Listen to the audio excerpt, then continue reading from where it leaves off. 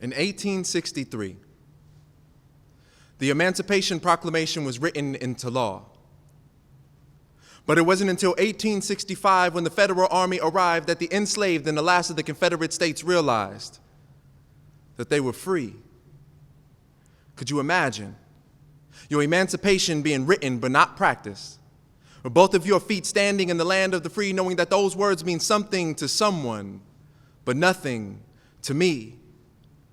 I could imagine the frustration coupled with the elation as the information spilled out of the mouth of the general on June 19th. It must have felt like the Chauvin trial. Excited that they finally decided to do the right thing, but wondering why it was ever a debate in the first place. Knowing that knees and nooses never should have been placed on our necks, and our humanity should never be considered next to nothing, and the next generation of our children should not still be waiting for a fraction of their equality. Next time you celebrate this holiday, make sure they don't tell you 3/5 of the story. That they don't turn 250 years of celebratory anticipation into a 90-minute lunch presentation.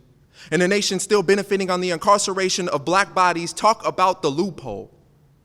Talk about the holes in our logic. Let's tell the whole story. If we're going to talk about it, talk about our priorities. How our institutions use the Constitution as a model for strategic plans. Claiming anti-racist, hiding behind equity statements, comfortable and complacent, knowing that anything that would cause me discomfort or risk is actually the 13th priority on the list. Somebody missed it. Go back and check your amendments.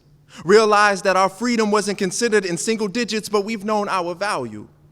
Long before we were traded as commodities, we've known our worth. Before disproportionate salaries, we've known our strength. Before it was tested by brutality, we hold the dreams of equality and demand their reality. We talk about freedom.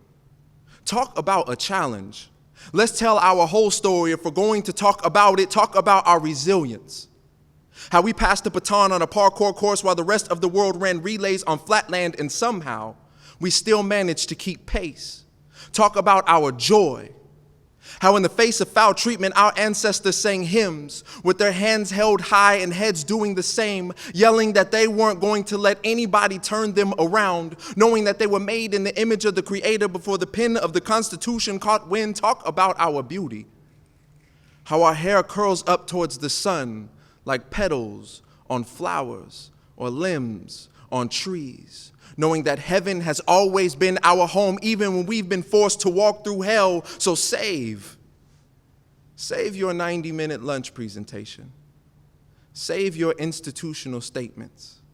Our existence is all of the celebration that we will ever need. And Juneteenth is not just a celebration of our past, but a proclamation of our future and a declaration that we will never again wait to be told that we are free.